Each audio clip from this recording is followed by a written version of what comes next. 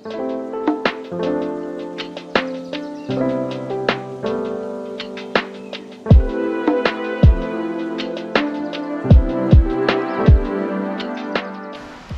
приятели! Първо искам да благодаря на всички, които ни подкрепят и за това, което правим.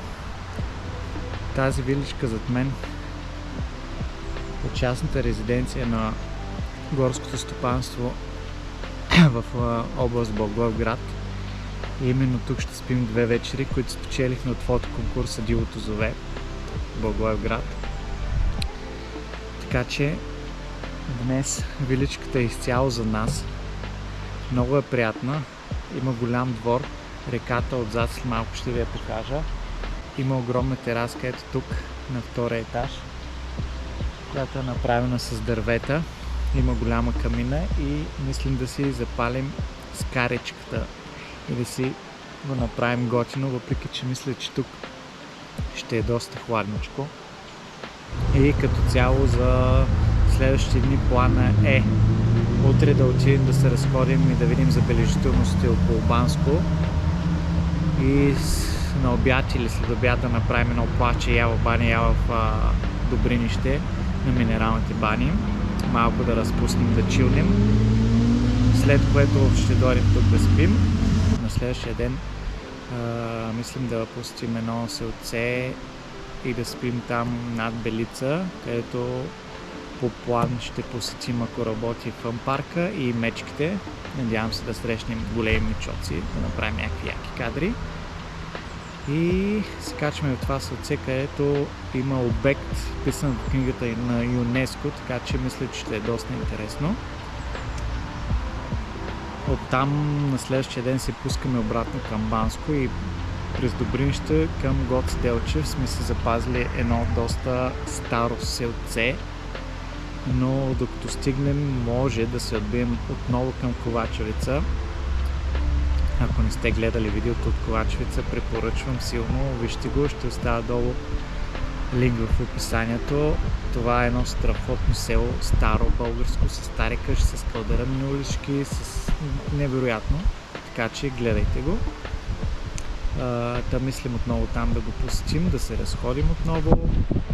Лещин също и отиваме на отсрещния Балкан, всъщност където ще спим в село Долен, доколкото не се лъжа. Там е също в такъв старинен стил и мисля, че ще е доста хубаво. На следващия ден вече си пътуваме към къщи, но ще минем през горния край към Доспат.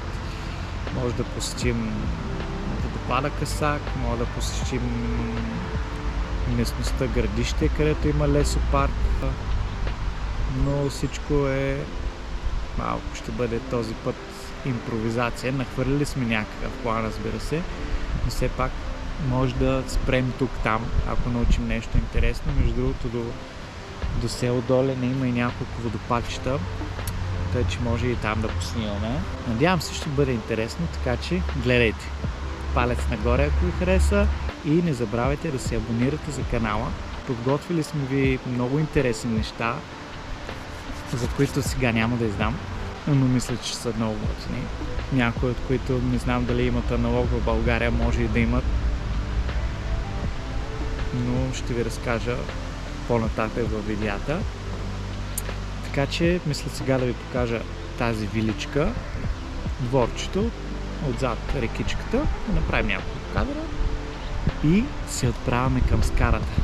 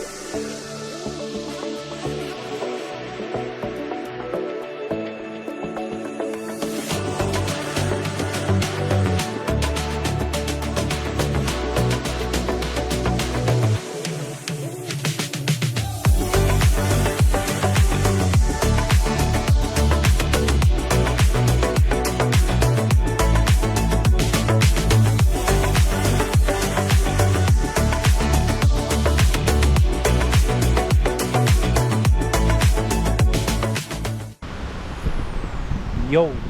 Намираме се в Разлог, на центъра на ето този страхотен парк с това езерце. Доста прилично е направено. Много ми харесва. Има и фонтанчета надолу в рекичката и се влива в това езерце надолу. Като цяло центъра е доста приличен. Има доста заведения. Освен тук на центъра на това езерце може да се разходите и на по-нагоре на хълм Голак, където едно време се е водило една голяма битка. Там има и наблюдателна кула, където се открива гледка към Рила и към Пирин. Ако не сте гледали видеото, ще се споделя долу в описанието от хълма, където може да го видите. Така че сега ще се разходим тук, ще пообиколим и отиваме в частната резиденция, която спечелихме 2 нощувки от фотоконкурса Дивото зове на община Благоевград. Ето тук, чрез тези камъни са направени и старите зодии. Тая ми е любима, тази е женска зодия, змията. Любима ти, защото на жената.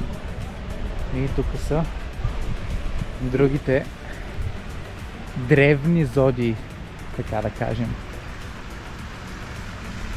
Доста приятно за разходка, цветенца, пейчици навсякъде. Не е мръсна жега.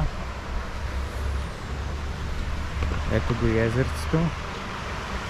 Там има и фонтан, тук също има заведение от среща.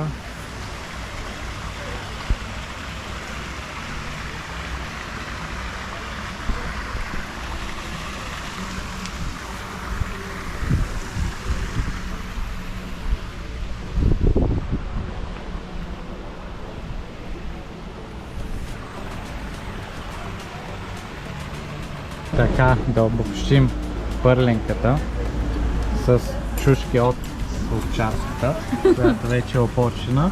Това е запекненка с чоризо. Тук имаме рибена чорбичка с лютичко. Тук имаме някаква хубава салатка с червени доматки. И тиквички. Гулаш. Не румънски или украински. И чешки. Български, по-българен, по-родовски с гъби. Ето ги гъбици. Добавка от, разбира се, овчарската салата и едни хубави картофки. Айде, на здраве! Здраве! На здраве!